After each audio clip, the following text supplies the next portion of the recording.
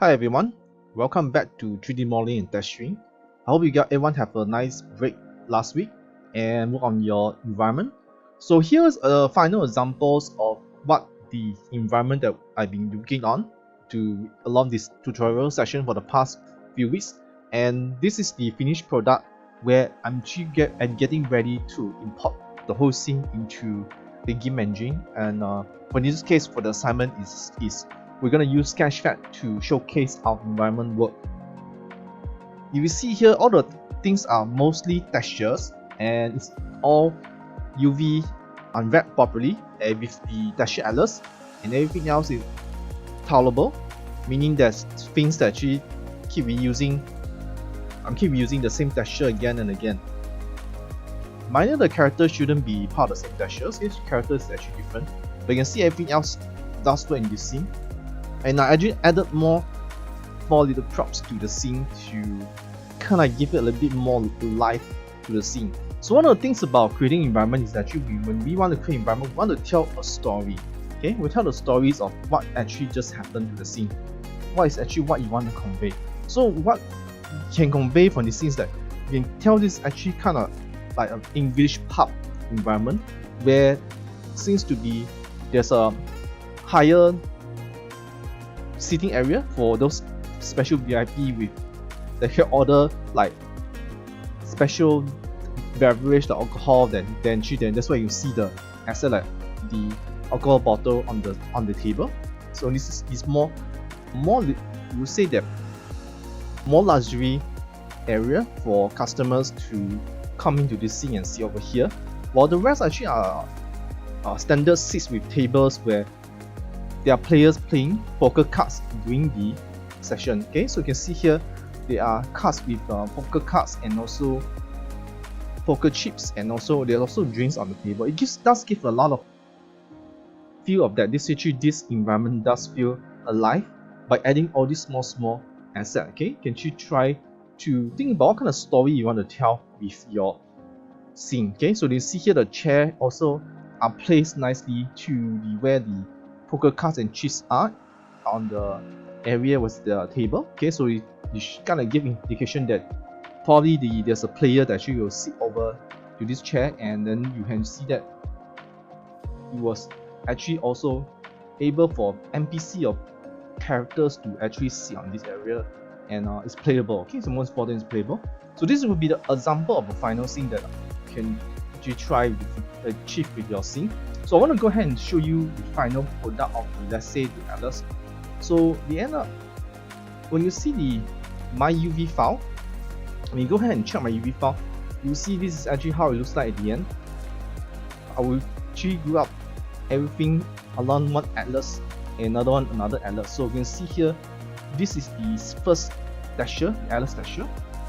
So this first atlas texture, right, has all these items inside over here. You can see all this is all available here. So when I want to check the texture, is actually texture is only appearing to here 0 to 1 but 0 to 1. Okay, but you can see here the UVs is actually I'm able to use the UV everywhere, and in this turn is actually usually what we call the yielding texture, but we're not actually using yielding texture, but we're actually just using the UV coordinates found on this object. So this is the first one, and the second one you can see the UV also is everywhere. So that is the trick when I'm creating this scene, right? The most important is reusing them again and again. That will be the trick. So if you want to, let's say if you want to show the entire thing rather than select the group, you select all the assets inside the group, and you can see this is how it works. You can see now it's just repeating, and all comes down to the original texture from here. This is the original texture. Everything else is repeated. Same goes with the second texture atlas. When I go and select the second texture atlas, you can see that it is how it looks like at the end. Okay, so all these things will actually fit into nicely one texture and then keep reusing. And you can see along the way over the weeks when I'm working on this environment, I actually continue to improve, continue to unwrap things, and some of the UVs that I actually set up during the early stage was at the end I changed it because like the barrel here, you must see. I'll show you what I mean when I go to, let's say, Photoshop. And when I use Photoshop, you'll see here on the original UVs, right? A lot of UVs doesn't match up in the end, right? Because the original beginning, all these UVs that actually was pre-arranged during the before the texture stage, before the creation of texture. Okay, so once I have created texture along the way, and I started to tweak my texture, and I found out actually I can actually do better by not actually following the previous UV, because I actually can save more spaces. As like example here, so far there's a lot of things here I can save a bit more textures. Okay, you can see here, and then over here there's supposed to be the barrel, right? Instead of having the entire barrel take up space here like the previous, and what I did was actually just using only this part here, and I can choose make rooms for more stuff for the let's say the bar table at the end. There are things also, of course you will see that there are things can be tolerable, some things cannot be tolerable. Like a lot of this wood I use, right, the chair, right, actually can use tolerable option. I'm gonna go ahead and know all these small little woods and chair actually is all repeatable. Okay, all this one is the same. And because there are things that cannot be repeatable. Example, the large table here, the top here is not repeatable, but the side here you can actually repeat many times. Like all this here is actually using this part here, this texture here. So once I have a lot of the UVs, right, properly set up, even the barrel here that I show is, rather than trying to map out the whole barrel into, let's say, unwrap, what I did was actually I did a kind of a split of the UV. So I can be using only one part of the wood panels here and also the metal, and I can use 3 tiles here, so I can repeat them 3 times along the way. So this is one of the things that you can think about when planning the texture alerts. To find better ways to keep improving, to get more space, to squeeze in more stuff. So in the end, when I am able to have more spaces, I can squeeze in small assets like the poker chips card and also the bottle in poker cards and the chips here. You can see here I actually able to put them into the scene, and I can optimize it a lot more. So these are the things that along the way when you practice more in utilizing UVs, right, you get better, getting better and better with your 3D modeling and texturing. And always think about UV.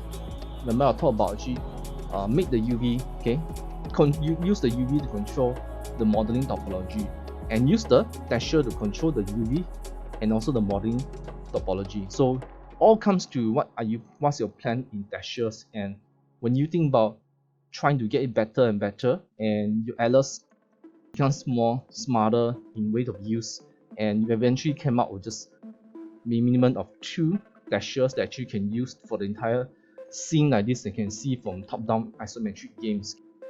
So these are the goals, and you see I always use the alert script at the beginning. So if I'll turn off, and again, this is kind of like the stuff that you show to in your portfolio. It does give a lot of better impression rather than have many textures that actually see in the folder, rather than just having 2 textures when people see it and hence they know straight away. This is a very smart way of doing an environment or 3D modeling, and you actually knows the method of trying to optimize for the game. Hence, when these all things comes to the closing, and is able to put into game engine and it could run properly. So that is the goal. The goal of the of using texture alerts, and texture alerts can be used in many ways. But in the future, when we go explore in deeper topics like high fidelity asset, like making really like weapons and guns, right, for let's say FPS game, first person game. So when we talk about, again, we'll talk about many times when you start a project, you think about what is your camera angle for your game. If your game is camera angle is like this, right, top-down isometric, then my suggestion straight away use texture alerts, because the camera will just always revolve around this angle, and you can just save a lot of texture memory, or by creating one of just 2 textures for the entire project. That is actually a very smart way to show your competency in creating such games. games environment. Of course, when you deal with third-person game camera, then you probably have this kind of camera, then it's a different story already. Then we have to go a little bit more high fidelity. But if you see, when I use texture atlas, right, you can see a lot of the texture is still sharp when you go close, and that is the trick, and that's the most powerful thing about texture atlas. You always get good resolution, even if things small. Okay, when you can check later on how if your texture does it look stretched, and even something a little bit stretched like this in a small at the end, like I can tweak it later, or I actually can ignore it because it doesn't create a lot of differences when we look from far, because the camera never going. So that was a trick. We never try to be perfect, I think, but in some sense of making games environment, we are trying to show the viewer what we want to tell them in terms of story and what to show. So a lot of times when a lot of things we can save a lot of time. Even from outside here, even the wall is visible, but it's actually empty. There's not even a window that I'll use because it's not very important to put it there, because the camera might not shift outside unless you cut a hole. Then you probably want to showcase that with lighting coming in. For this case, I want to just showcase the interior of this, and maybe the exterior I'll probably add more stuff later on if I feel the need to, but my focus is just the interior. So with all explanation on this texture atlas again, we are concluding the final modeling and texturing for this one, and the next step is actually we want to get the stuff ready to be imported into Sketchpad to showcase. So when I want to export, one of the things is I select everything except the character. Okay, so I have everything selected, check, not even the lighting, don't have lighting in the scene, and I'll just go ahead and export. Selection will be safer. If I want to turn on this box, also will be safer. Turn the box here, then check this one here. When you want to export, making sure few things must be checked before you export. One of the things you must check is actually under option here, include geometry. Make sure the smoothing group is on. This one will affect the tessellation and also the polygon smoothness. When you import this one into game engine, it becomes like very polygonal, like you can very flat. Every face is kind of separated by itself. It becomes like a very, like those are old polygons surface that does not smooth. But if you have smooth, right, when you turn this on, all your smooth surface will actually remain smooth even if you put the game engine.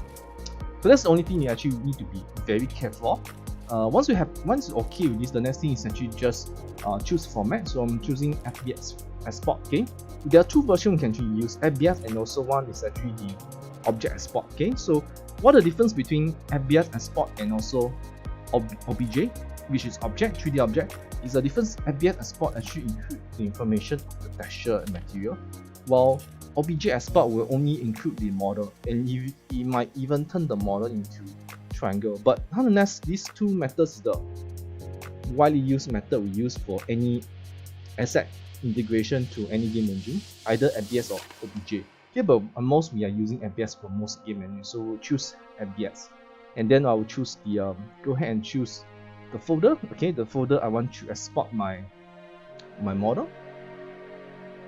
Say example, this is the scene. Okay, scene 01. So I just put scene 01, and that will be my final export file. So when I export, this file will be created inside the folder, which I can use it to export into Sketchpad.